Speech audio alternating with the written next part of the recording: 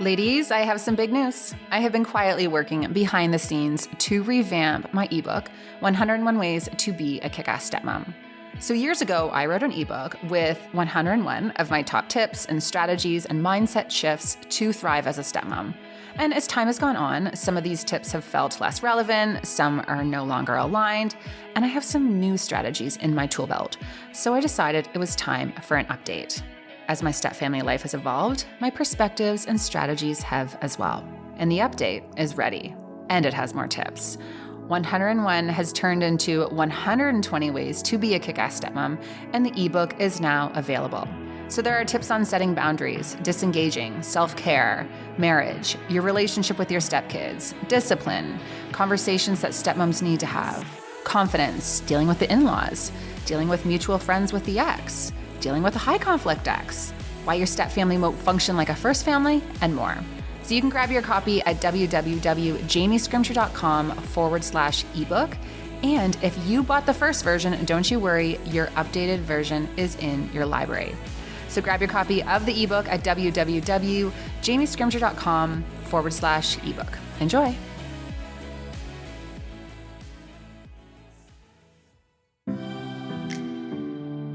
Hey there, it's Jamie Scrimger here, and you're listening to the Kick-Ass Stepmom podcast.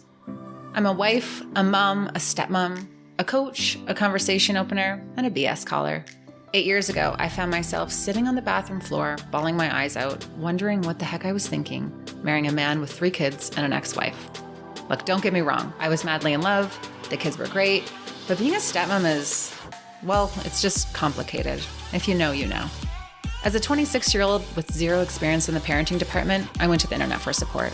But I was disappointed with what I found. So I decided to create the type of support I was looking for. Raw, real, solution-focused conversations about all things motherhood, stepmotherhood, and living a kick-ass life. Life can be hard, really freaking hard. But it's entirely possible to thrive amongst the tough stuff. Each week, I will bring you tips and strategies and mindset shifts to inspire you to live your own version of a kick-ass life, while bringing you along as I create my own. Let's do this. Hello. Welcome back to the Kick-Ass Stepmom podcast. Today's guest is Dr. Gertrude Lyons. She is on a mission to rewrite the mothercode and to help women heal their mother wound and debunk the myths of motherhood. She is a master life coach and relationship expert with over 20 years experience. Through her Rewriting the Mothercode initiative, which challenges the traditional notions of motherhood and womanhood, she has become a national mothering revolutionary. She believes that all women have a mothercode instilled in them and that the current model for mothering in our culture is broken. It is limited, constricting, and disempowering. In this episode, we talk about the myths around motherhood and how our childhood and cultural experiences impact how we view motherhood, and most importantly, how moms can and should rewrite their own mother code. This is such an important conversation, and I'm really excited to be able to bring it to you. Let's dive in.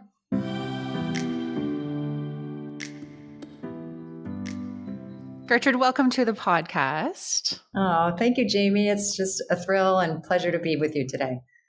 Yeah, I was just on your podcast and I love that we get to swap these conversations. So I'll be sure to link the other interview that we did as well, because that was such a great conversation.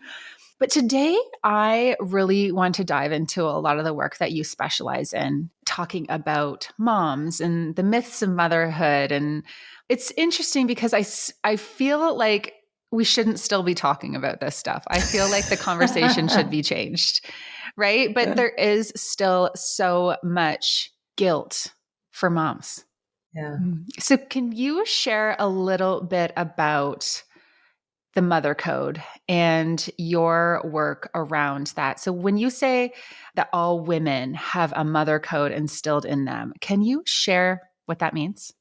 Yeah, absolutely. And, it's why I call it rewriting the mother code, because this mother code that we have instilled in us has some positives to it, but it's all about actually exploring what is the code that I have inside me. And that's been wired in 2 main significant ways: through our upbringing and our family histories, both directly what we experience and, even generationally, and then also culturally, understanding that mothering, parenting is a cultural construct of norms in our current time, right? And it changes over time, and it has been very different through the years. But to really explore and uncover what those are, to dig into that, not just assume anything, even from early on thoughts that we have, like, I know I want to have children someday. It's like, where did that thought come from? How was that wired in? And we can go, more into it, but just basically generally to get that we are wired just like a computer is wired. And, we're wired preconception, conception, on forward, what we think about mothering, how we were mothered, what was modeled for us in our closest relationships, and then what were we inundated with culturally around mothering. So that's the mother code. And so that's why I call it rewriting it, because the exploration, that journey I really want to invite women into, is to dive into those waters and see, what is that for me? So really in the end, you've reconstructed, and it's okay to say that I have my own mother code, but it's one that's been very deeply discerned. Critical thinking has been given to it. Mm-hmm. And yeah, it's interesting because I don't think we give much thought to what our mother code is. We just become moms and we just do what we think moms are supposed to do. And we just succumb to all those pressures without really going into it, thinking about what that means for us and the type of mom that we want to show up as. Yeah. When you say that our culture is broken, the code that we have in our culture right now is broken, what do you mean by that? Well, when you said, I wish we weren't having this conversation anymore, right? So there's way historical things, but even if we look like not too historical, but something that came about when Sharon Hayes I credit her for identifying a paradigm called intensive mothering. So somewhere along the way, when mothering, parenting shifted, and then I'll also credit Alison Gopnik, because she's the one that really brought to the forefront the fact that the term parenting is as a verb, kind of came into being in the 50s, then much more so in the 70s.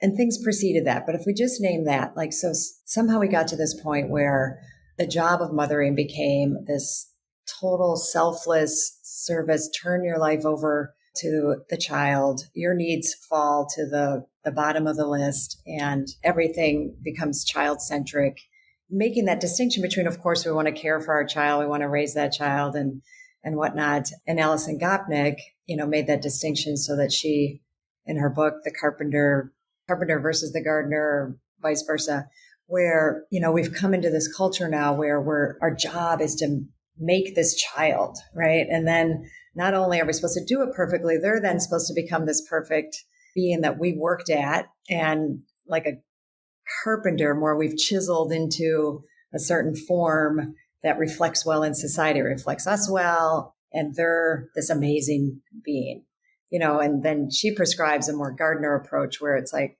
you plant the seeds and then you water it, you get in the muck with it, and there's manure and it's messy, and you have an idea of what you want the garden to look like, but nature and forces and all of that we get to be with, and then, to enjoy that process and really be fully present to that process. So, when we're still in this culture of feeling like there's a right way to mother, it's broken. There's no one right way. That's why there's a gazillion books on parenting and not one book, because if there was one right way, we'd have the one book that told us how to do it. But that's just not the case, right? So we get caught up in this belief that we're somehow either supposed to intuitively know, and then we don't intuitively know, then there's certainly our experts that are going to tell us how to do it. And then sometimes that expert advice doesn't feel right for us, but then, so we go against it, but then we feel like we've messed up because we're not doing it how the experts say you're supposed to do it. So, all of that kind of leads to us not being in touch with ourselves so that we can create a mothering paradigm that works for us individually. And some of those resources can be helpful in that inquiry, but there's no one methodology or way of being that is the right way. And so how do you recommend a woman does that work to dig into what that means for her?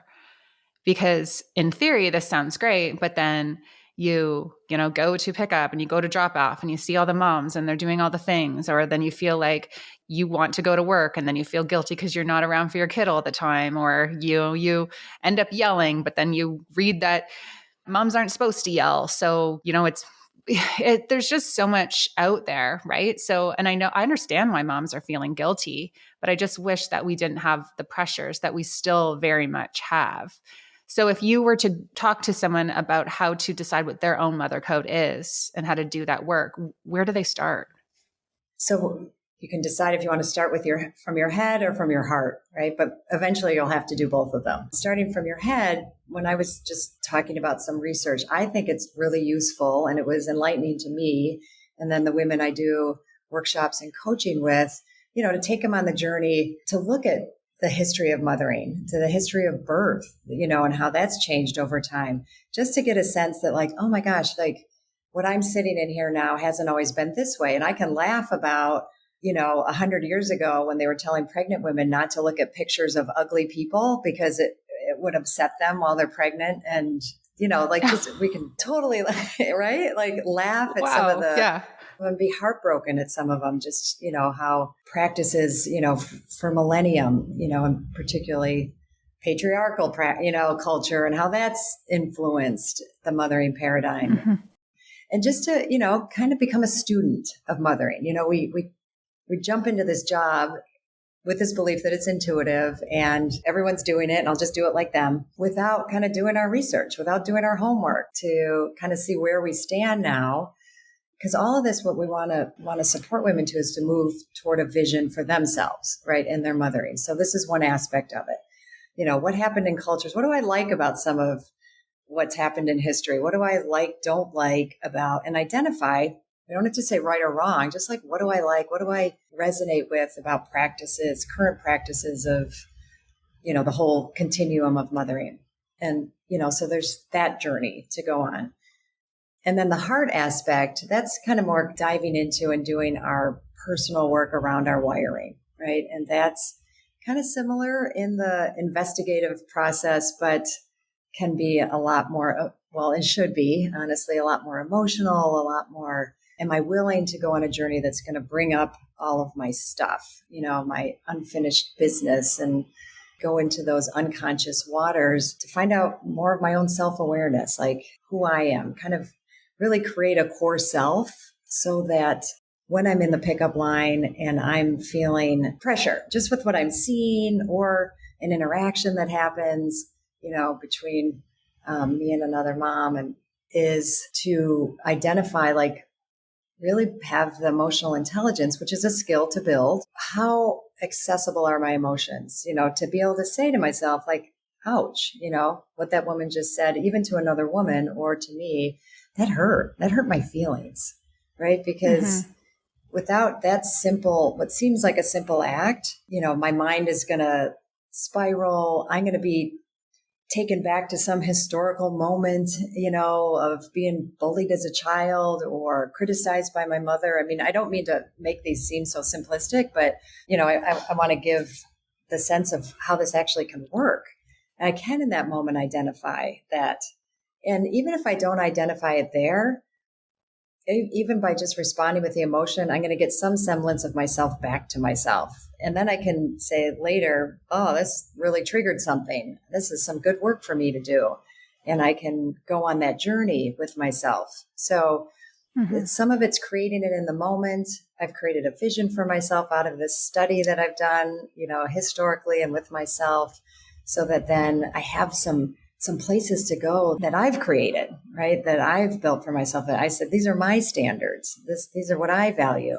And they're in question right now. And, the alarms went off. For sure. But so if I am asking myself these questions and trying to come up with my own mother code and what my values as a mom are, what are some questions that I can ask myself to really dive into that? Obviously it comes to our values and how we want our kids to feel and the, type of home we want to have and what we want to achieve for ourselves. But can you give me some specifics for maybe some moms or stepmoms who are like, yeah, okay, what is my mother code? Like, how do I get really secure in who I am and how I'm showing up so that I'm not feeling this guilt and I'm not feeling this pressure? Yeah. So some of those questions can start simply with, like, what was the mothering atmosphere I grew up in? Right? Like, really just identify that. Like, and that could start from I don't have to feel all the feelings right away. Because some of these, you might want to do with a coach or, with somebody, because as feelings come up, as you ask yourself some of these questions, you want to be able to have all the feelings, and be with somebody that can support that. But you can still ask yourself, like, what was my atmosphere like? What did I like about that? What didn't I like about that? Because we're either unconsciously doing exactly what we grew up with, or in some form of it, or we're reacting against it. We're saying, I'm going to be not mom. I didn't like these things, so I'm going to be not mom. So I can ask myself, be really straight, like, what did I feel like worked? What didn't? And sometimes on the outside, it gets, my mom did all these great things, right? Like, she was warm. She was attentive. She allowed me to have my feelings. Like, I can list a lot of positive things. Like, yeah, I might want to be those things too. And that's a lot of pressure on me. Now, she did it so well. I've had women tell me this, like, I don't feel like I could ever measure up to my mom. So just starting to look at when I ask myself, what was my mothering atmosphere? Do an inventory of all the things that come up about that. My mom had kids to get her needs met. She said that in a more positive way, like, my 40s were my best because I had you guys. And, she didn't have a strong relationship with my dad, kind of more like roommates. I had a very enmeshed relationship with her where became very dependent. And, it was like, if I wanted her approval and attention, I did whatever she wanted. Right. So without exploring that and kind of saying, what's so about that, I could either do that same thing with my kids, right? Like, that's where I'm going to get my needs met. That's what you do. You have children, they meet your needs. Husband can kind of step to the sidelines because I have them now. So I was able to sort out what about that worked, but most of that didn't work, but there were some aspects that did. So then I also don't just do the not, right? Then it's not like, oh, kids, you're on your own. I'm going to stay, way over here and separate. And you can, do that inventory next. What behaviors do I see that I'm kind of in the midst of that are just like I'm doing with mom and I'm kind of cringing? What are ones that I'm doing that I like and I feel proud of? Because I do think our mom can show up. And sometimes I remember, and this is all moms, right? Like, all moms have, like, when they're getting their kids in trouble or whatever is going on, and then the kids grow up and then they say the same thing. And it's almost like you stop. You're like, whoa, did I just become mom? Yes. I was on the phone with my sister the other day, and her son was doing something in the back of the car when she was driving. And she turned around to give him crap. And I said, whoa, is mom in your van? Like, you literally sounded exactly like her. And it's interesting because I do think we need to reflect back on our childhood with an open mind, but also with some critical analysis, saying what worked, what made me feel good, what made me feel safe, what was effective, what was not, what do I not want to do, and go from there. But how do women prevent themselves from getting caught up in the pressures when they're coming up with that code, right? Because in their mind, they could say, well, I wish I had a mom who, had homemade snacks every day after school, or I wish I had a mom who was showing up and doing all these things, when that's maybe not what they want for themselves or aligned with them and their journey in life. I love that, because I think even just how you said it, that's kind of a beautiful through line, right? It's like, well, what was missing in mine? I think I would have liked to have that mom that was kind of the earth mother is paradigm is a little bit what I'm picturing, right? The homemade fresh food all the time and, just go to school with that beautiful, perfect lunch. But that's not me, right? That sounds like, or I have a different value. That's what she did. And now I see, is that something I want to develop in myself? So I can ask myself the question, is that a value I have? Is it, and I do value it, but is it something I want to take the time to develop? And what other values are surrounded, even if we just talk about kids making their own lunch versus you making their lunch, right? And it's a thing. I chose to have them make their own lunch so that there were some aspects of, because I felt like my kids had a lot done for them, that they needed to do some things themselves. And that was going to be one of them. And they'd complain and, but I held, and my husband, that we also do want to create independent thinking children. So what are some places I'm going to do that? So there's kind of some strategy that comes along, and it doesn't mean that you're not doing that to avoid the feeling. You're still going to Your kid's still going to say like, Jane has this amazing lunch. I want one just like that. And then you get to have the conversation. That's not what our family does. And here's why. And I hear you. I understand. Like that's, I would like that lunch made for me too. Yeah. Jane's mom rocks. Exactly. It's interesting. Growing up, I always wish I had the mom. We had like a pizza lunch on Fridays, and moms would bring in cupcakes and help run the pizza lunch table at our public school. And I lived with my dad, so my mom didn't do the pizza lunch. And I always wanted that mom. I wanted a mom at that pizza table. I was always jealous of the kids who had moms at the pizza table. And I was like, I'm going to be that type of mom when I grow up or when I become a mom. But that is like my own personal hell, standing there as the person I am now. I'm never going to make homemade cupcakes. I'm always going to buy them. And I am never going to volunteer at a pizza lunch at a school ever. I can almost guarantee it because that's just not who I am. So that's actually interesting too, right? Because I do think that's where the guilt comes in, right? These are the things we should do as a mom to be the good mom and the guilt that comes with that. No, and you're saying something, and just you reflecting it back, Jamie, really helped me see also, because I was really with you, and you're saying like, I live with my dad. I wanted my mom to be at the pizza table.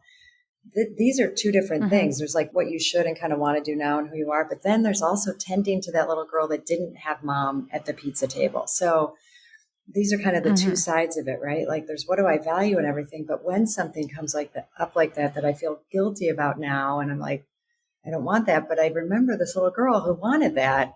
And I said I would be that mom.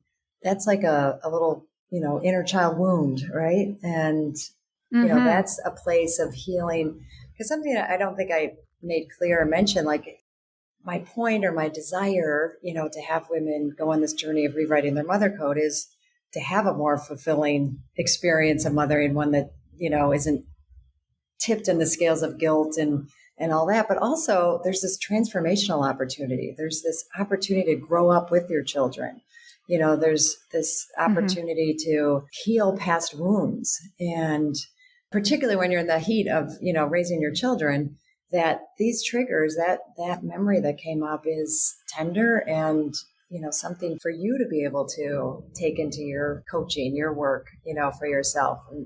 And then you can decide like, well, I'm not going to be that pizza mom. Like, that sounds terrible, but like, how can I have, that for myself? Or when if I do decide to do something for my children in that vein, then I'm doing it, I'm putting little Jamie next to them.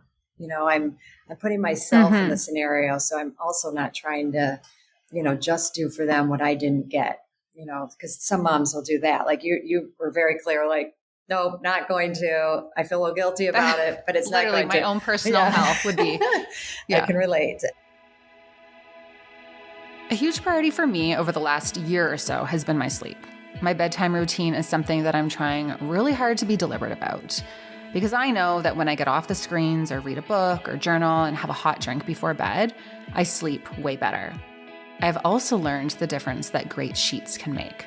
A few months back, we got the bamboo sheets from Cozy Earth. We got the sheet set and the duvet cover, and guys, I can't even. They blew my mind and are by far the softest, most comfortable sheets I've ever slept in. And I get hot at night and regularly get the night sweats, and these sheets are temperature regulating, which is perfect because it helps keep me cool. Certified free of harmful chemicals, easy to wash, won't pill, and have a 10-year warranty, I cannot recommend these bamboo sheets enough. And of course, I have a code for you, so you can use the code JamieS40 for 40% off. Yes, 40%. Investing in good sheets makes such a huge difference in your sleep. And when you get good sleep, you show up as a better version of yourself in the morning. You deserve it, and the people in your life deserve it. And seriously, they're just so soft. So JamieS40 for 40% off. You can go to Cozy Earth's website or jamiescrimger.com/Cozy Earth and use the code and you'll be good to go. Sidebar, Cozy Earth also has the bamboo jogger set that I'm always posting about on Instagram. Also so freaking comfortable. Highly, highly recommend. Here's something that just kind of popped into my head. So when we're feeling this mom guilt, if we are struggling with feeling like we should be showing up in a different way, Is it useful for us to dive into where that's coming from? Like why are we feeling that? Like does a lot of that stem from our childhood and our insecurities about how we're showing up and whether our needs were met and that kind of thing? Yeah, 100%. Like is it deeper than just society? Yes. And that's why I like to look at both, right? Like society perpetuates it. There's like a whole business around catered to try and feed into mom guilt. Separate topic. Because really the juice in the meat is to notice it so that we can take it into the personal realm. That's where the treasure is, so that when we're faced with the cultural upsets or guilt, we can stand with ourselves, be with our feelings, notice what's coming up for us, and like use that material versus being buoyed by it, feeling like we have to comply to it in that way. Because you're going to feel guilty about something that I may not. I may be like, oh, could care less about that. And that's only because of our different personal wiring, because culture will be telling the two of us the same thing. Yeah, that's so true. It's interesting. So I'm going on a trip with my aunt and my cousin in a couple weeks, and I'm leaving my daughter for a week. And that's huge for me, right? But there's this huge guilt that I have wondering if she's going to be okay with me being gone. And I was such a homesick child growing up. But I do believe that's because a lot of my emotional needs weren't being met. Like I didn't have a secure attachment with my parents. I was always I never really knew what to expect in terms of their ability to show up for me and my emotional needs. So I was feeling this as a child. And as a child, I was super homesick when they would go away because of all the uncertainty around it. And I've brought that into adulthood.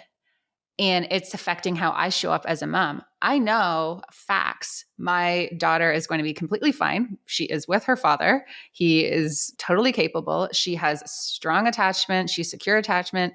She is going to be fine, right? But still, it's like that child in me is bringing that mom guilt here. I just kind of figured all of this out as I was, having this conversation with you. But just as moms, just the power of going back and being like, where is this coming from? Like, why am I succumbing to this pressure? Like, what is this about? Well, and you did such just right there, such a beautiful job of identifying, what this was for you, why it was coming up for you. And then just that reality check, right? Like she's had such a different upbringing, there's so much more attachment. And it also doesn't mean that she might not miss you. She may miss you, but that's still very different from your experience that was incredibly different. Like yours would be more on the spectrum of like, will they come back?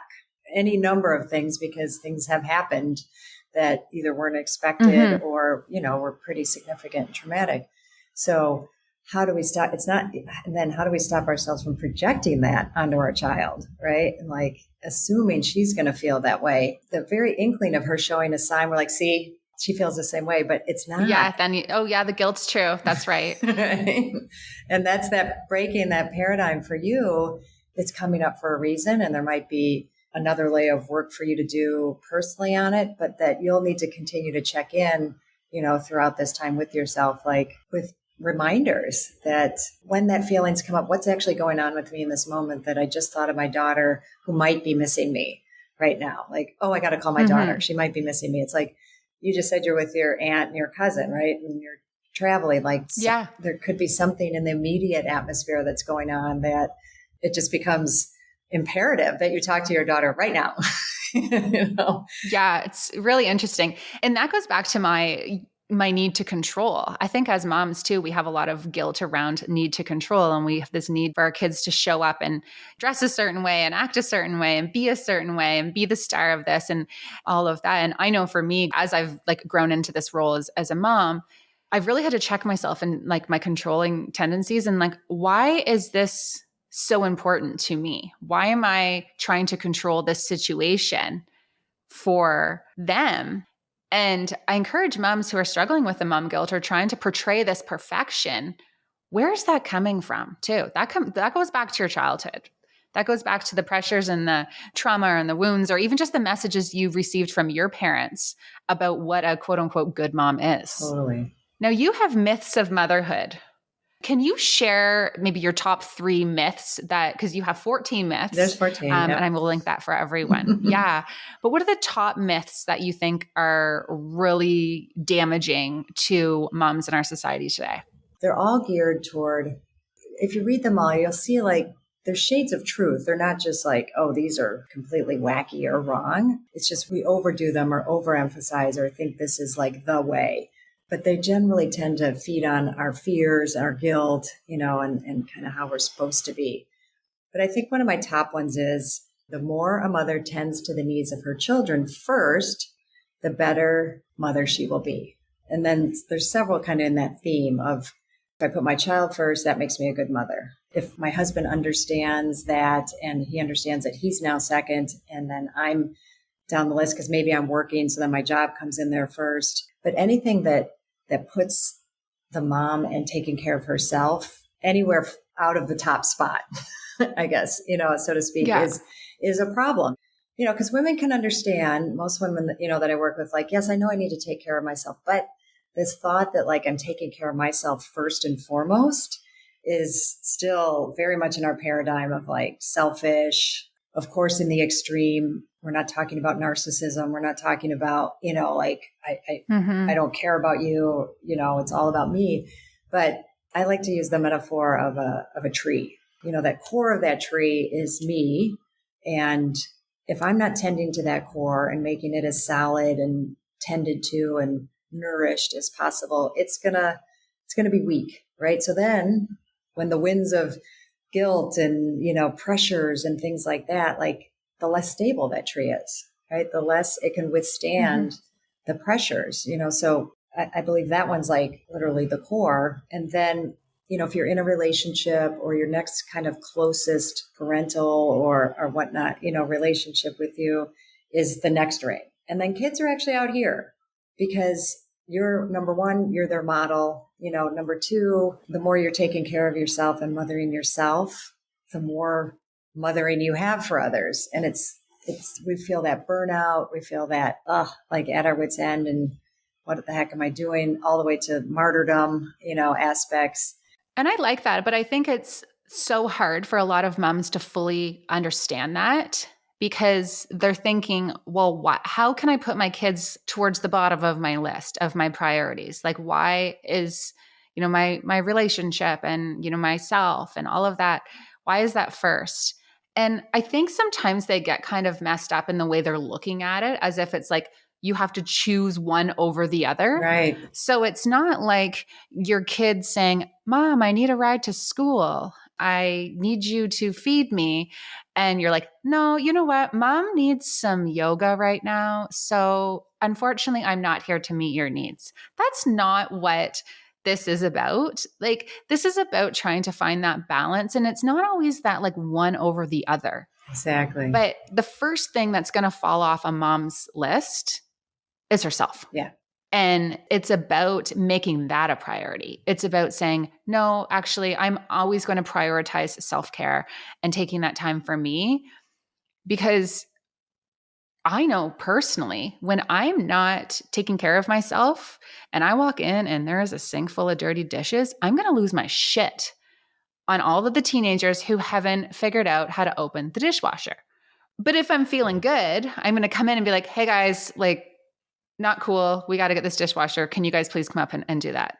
Yes. Two very different situations, right? Will come out of me being okay with myself. Right. And one, you've probably taken care of yourself so you're not as like heated and charged. But two, something to name this about taking care of ourselves is I've had the intention, there's a system in place for my kids to get the dishes, and then there's consequences if they don't. Right? I'm giving that responsibility to them with a system that's taking care of myself, right? It isn't, just like you said, the separate time that I need, or I'm not going to tend to this. Like, no, I will be satisfied.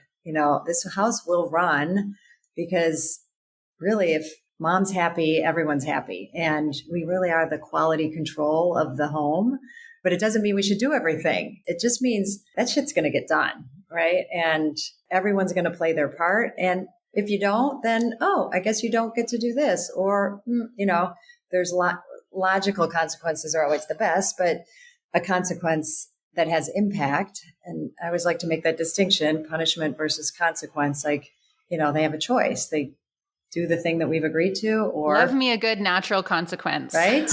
Or a natural one, right? Our kids have found many a dish in their bed. Yeah. My dad used to do that, and I used to think he was a psycho for doing it. And then now I'm like, I definitely want to put this zoodle container on the bed. But I actually can't, because like the child in me is like, you cannot go there. I just want to name one, if you don't mind, one other little thing, because you said that about like, putting myself first, my relationship. And, the relationship one can be, that doesn't have to be like big things. We let our kids know, this is my primary relationship, and you guys, are a result of that. But also, you kind of come next, and they're like, "Whoa," they would have these like big fits about it. And then, when they were little, it meant like they'd always try and worm between us, or like when we'd sit on the couch, we'd sit next to each other because we wanted to, right? And we need those little times together, because most of the day we're not, right? It isn't just to like, I'll show you, you don't get between us. It's more, we need those time together. We need a date every week. We are going to, and the family's going to figure out how that date happens for us every week. We're going to have a little bit of time every day where just the two of us talk, things like that. I think sometimes our mind goes to like such extremes. Then we're just like, oh, forget it. It's not a big thing too. Yeah. I do think that a lot of people take this literally, saying, oh, well, you need to choose. It's like picking one over the other, and many times it's not. Now, to wrap this up, I do want to go back and just kind of give people a little bit of a recap if they're thinking, okay, I don't know what my mother code is. Like, what is important to me? Where are my values as a mom? Going back and asking yourself, obviously, the questions, going back to your childhood, asking yourself what worked, what didn't, what you want for your kids, and what's important to you, right? And what's important to you and what you value. Is there anything else in that process that moms can take from this and they can go, okay, yeah, I want to really dive into this and dissect my mom guilt, dissect what, a good mom looks like for me, and like how that fits into my life and my own values? Yeah. I think if a mom is like kind of said yes so far, or even, does some of the things, kind of on her own that we just talked about, I have to say, honestly, it's going to hit a point if I want to keep going and really experience this paradigm of rewriting the mother code and transformational mothering, I like to call it too. You're going to need help. I know you do coaching. I do coaching. It's just that it's a hard thing to do on our own, right? So it's, I think, a huge courageous journey, to go on. It's not for the faint of heart, I always say, right? Because especially once we already have kids, it's like, I just feel like this is so much as it is. What do you mean I'm going to add? What do you mean I'm going to stir up more emotions? Like, when we really get in it, it's messy, it's stirring. And I even, hit a wall where I was like, nope, as far as I'm going to go for a while. And I regretted it later, but it's what I thought I needed in the moment to take care of myself. But the women I've coached and I've seen like, really dive into the process with, a coach, a therapist, someone that can really help them discern and dig into what we laid out, and you summarized so beautifully, a process that can take them through. I have a process. Mm-hmm. I think it sounds like, the work you do with people has elements of that, and a process of, your own awakening, your own growth and development. And hey, I have these kids and I'm doing this job that is going to stir it all up anyway. Why not? Yeah. It's going to happen. And we're either going to feel awful about it and guilty and lash out and, all the things that we don't feel good about ourselves are going to happen. This, helps us put a framework on it and helps us, make something out of all of that mess for ourselves. So. Mm-hmm. And then if someone doesn't necessarily want to dive into coaching or things like that, just even challenging where is this guilt coming from? I think that can be so powerful too. There's a lot that people can do. So much is available now to learn just the basics of social emotional intelligence. Learning to identify our feelings is such a core aspect to all of this. Well, thank you so much for taking the time. I will link all of your information so that my community can go check out you and all of the amazing work that you're doing, as well as the podcast interview that we had. Yeah, thanks, Jamie. That's it for this one. Thank you so much for tuning in. If you haven't already, and if the podcast has been resonating with you, I would be forever grateful if you would head on over to iTunes and give the show a rating and a review. And if you know someone who would benefit from listening to this episode, be sure to send it their way. Now, if you are craving more, head to my website, jamiescrimger.com. There are lots of blog posts and podcast episodes and resources available for you over there. And if you really want to dive in, I do take on a limited number of coaching clients every month. So you can book one call or work with me for 3 months. Either way, we will create an individualized plan for your unique stepfamily situation. Remember, sitting around biatching about how hard being a stepmom is won't make being a stepmom any easier. If you want change in your life, it has to start with you. Chat with you next week.